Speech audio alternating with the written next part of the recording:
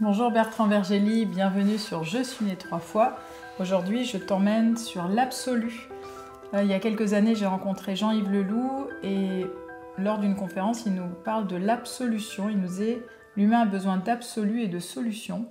Il me semble que tu parles aussi de l'absolu, pas tout à pas Non, de je la même parle, manière, je parle pas de comme l'absolution. ça. Pas de l'absolution, mais voilà, ouais. de l'absolu. Bien, l'absolu, c'est une notion qui m'a frappé parce que je l'ai rencontrée en lisant Hegel et en voyant que la phénoménologie de l'esprit se termine par le savoir absolu. Et j'ai essayé de faire un rapport avec Hegel et il y avait deux... Enfin, j'ai essayé de faire un rapport, pourquoi? Parce qu'il y a deux possibilités par rapport à l'absolu, ou tu le refuses et tu expliques que tout est relatif, il n'y a aucun absolu, ou bien tu l'acceptes. Alors moi j'ai accepté l'absolu pour deux raisons. Premièrement, quand on dit que tout est relatif sauf le fait de dire que tout est relatif. Et donc on prend un absolu en fraude qui est l'absolu, comme quoi il n'y a pas d'absolu. Et donc déjà, j'aime bien la cohérence et j'aime bien le fait de poser les choses et de dire qu'il y a des choses fondamentales. Puis deuxièmement, et donc des choses qui sont absolues. Mais ce qui m'intéresse dans l'absolu, c'est pas l'absolu au niveau théorique. Ce qui m'intéresse dans l'absolu, c'est l'absolu comme expérience. Et qu'est-ce que c'est que le caractère de l'expérience? C'est vraiment l'expérience esthétique. Qu'est-ce qui se passe dans l'expérience esthétique? Je m'arrête parce que je suis frappé par la beauté d'un coucher de soleil ou d'un sapin sous la neige, et je trouve ça beau, et je regarde pour regarder. Et je m'émerveille pour m'émerveiller. Et pendant quelques instants, il n'y a que ça qui existe au monde. Et ce que je vis, c'est l'absolu. L'absolu, il est là. Et il n'y a rien de mieux, il n'y a rien de plus beau. Je n'ai rien à rajouter par rapport à ce moment. Ce moment est parfait. Et ce moment est transcendant, divin, céleste. C'est le moment où l'être, l'absolu, rencontre l'existence. L'être, c'est ce qui englobe tout. L'existence, c'est ce qui est ici concret. Et qu'est-ce que c'est que la relation entre l'être et l'existence? C'est de voir l'être à travers l'existence. Donc, à travers le coucher de soleil, je vois toute la création et je vois la signature divine. À travers le sapin sous la neige, je vois le clin d'œil céleste qui est là invisiblement et d'une manière très délicate et fine. Et ça, c'est une expérience qui est fondatrice en philosophie et qui permet de comprendre ce que Hegel voulait dire quand il dit la philosophie aboutit au savoir absolu. La philosophie, elle aboutit au fait de savoir s'arrêter, regarder et découvrir l'éternité dans une seconde et, comme disait William Blake, l'infini dans la paume de la main. Bien, et donc ça c'est important, pourquoi? Ça structure tout. C'est-à-dire que penser, faire de la philosophie, c'est s'ouvrir à ce regard. Mais faire de la peinture, c'est s'arrêter, regarder une petite portion d'espace et tout d'un coup voir l'infini à l'intérieur de cet espace. Par exemple, je prends le coucher de soleil sur un port de Claude Lorrain, je regarde le soleil sur la mer et tout d'un coup, je vois l'infini à travers ce coucher de soleil. Nous apercevons que la même chose en musique, je fais vivre une note. Mais je pense que l'infini et l'expérience de l'absolu, on peut la rencontrer, toute communication réussie au niveau humain vient de ce qu'on va essayer de donner un moment absolu à la relation qu'on a ensemble. Alors malheureusement c'est très rare. Pourquoi? Parce qu'on ne fait pas du tout attention les uns aux autres. Une intensité, ça t'irait de dire ça? Quelque chose de l'ordre de l'intensité de la présence? Ah oui, en tout cas ça renvoie à la définition de la philosophie qui vit ça, c'est la philosophie de l'intensité. Okay. C'est-à-dire la philosophie du réellement réel et par une expérience vécue qui est réellement vivante. Et donc tout d'un coup, je fais rentrer l'absolu, et quand je fais rentrer l'absolu, mais tout ce qu'il y a de créateur dans la vie passe par l'absolu, et par ces moments où je m'arrête.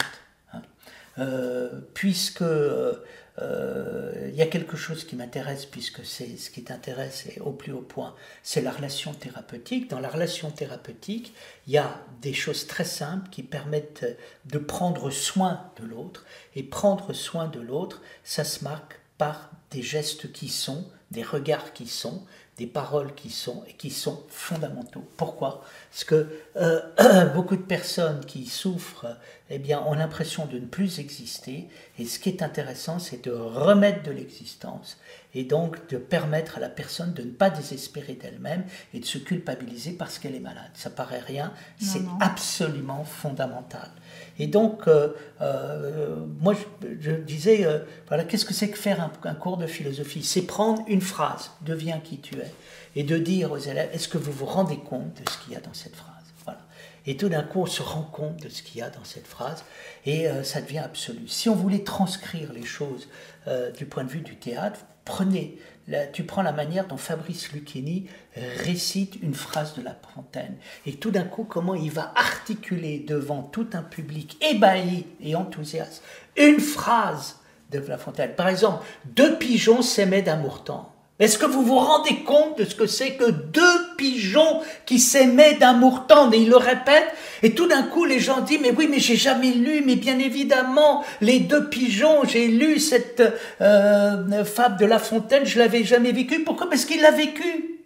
Tu comprends? Et tout d'un coup on ressort de là, et là on a l'impression d'avoir été nourri. On a rencontré quelqu'un et on n'a jamais lu La Fontaine comme ça. Alors qu'est-ce qu'il a fait? Il a vécu les choses de tout son être, avec intensité. Il est rentré dans les mots sont rentrés en lui, il rentre en nous, on rentre dans les mots, et tout d'un coup on communie, et on crée une atmosphère de communion. Et là, on vit ce qu'on appelle la vie en Christ, la vie spirituelle. Toute la liturgie chrétienne, c'est de communier au Christ. Pourquoi? Pour faire de nous des êtres de communion, et de dire communier avec tout. Et qu'est-ce que dit Hegel à propos de la communion? Il dit, Dieu, c'est la relation entre l'intérieur et l'extérieur, et c'est ce que la philosophie a toujours cherché et cherchera toujours. Et qu'est-ce que donne la relation entre l'extérieur et l'intérieur?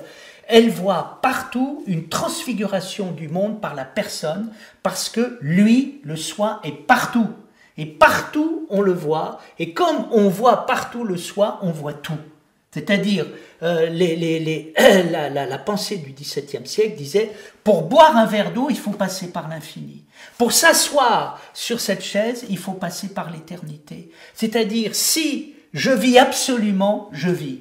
Et pour que cette tasse vive, pour que cette chaise vive, pour que ce moment passé ici vive, il faut qu'il est absolu. Et comme il est absolu, il est incarné. Or là, c'est intéressant, parce que là, on dirait, je me dis toujours, qu'est-ce que c'est que Christ? Christ, c'est pas simplement un personnage historique ô combien passionnant, mais c'est un principe organisateur, structurant qu'on retrouve à propos de tout. Et donc, quand on me dit, je suis assis sur une chaise, parce qu'il y a quelque chose qui est le Verbe fait chair, qui passe à travers ça, ça me paraît tout à fait juste. Voilà. Et donc, c'est ça qui m'intéresse dans l'expérience de l'absolu. Et l'expérience de l'absolu, mais c'est la pensée, mais c'est la vie, mais c'est l'expérience. Il n'y a pas d'autre manière de vivre. Est-ce que maintenant, je vais vivre de tout mon être ce que je vais vivre? Eh bien, un grand sage qui s'appelle Thich Nhat Hanh, qu'est-ce qu'il faisait? Il enseignait quand on boit, on boit. Quand on mange, on mange. Quand on parle, on parle. Quand on marche, on marche. On est pleinement présent. Et comme on est pleinement présent, là, on fait l'expérience de la sagesse, de la connaissance, de la beauté, et tout se libère. Je trouve ça génial. Voilà. Et à la fin du Phèdre, qu'est-ce que demande Socrate au dieu Pan? La même chose que Hegel. Il lui demande la communion. Il lui dit, ô Dieu Pan, fais qu'en tant que philosophe, je pourrais toujours me contenter de ce que j'ai, et fais qu'en tant que philosophe, il y ait toujours une harmonie entre l'extérieur et l'intérieur. Que je puisse toujours, en toute chose, communier. C'est quand même génial. On a Socrate, 4e siècle avant Jésus-Christ. Ensuite, Hegel, 20 siècles plus tard, ou 22 siècles plus tard, et tout ce monde communie et voit parfaitement ce qui en est. devenir des êtres de communion, devenir des êtres d'intensité, devenir des êtres dans lesquels ce qui est extérieur est intérieur, ce qui est intérieur est extérieur, et tout est vivant. Et tout est unicité. Tout est uni. Il y a un. Il y a le un et qui revient dans il y a ce que l'un, tu nous dis. il y a la diversité, il y a la coïncidence entre l'un et le divers qui donne l'éclair, la foudre, le fulgurant. Voilà. Là on y est.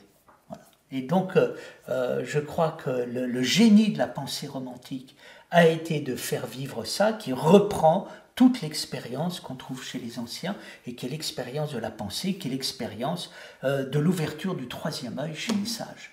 Je nous souhaite vraiment, vraiment, au sens de la vérité du vrai, de faire l'expérience de l'absolu le plus souvent possible. Et d'ouverture du troisième œil. Et d'ouverture du troisième œil. Alors là, avec beaucoup de joie, je signe, je m'inscris.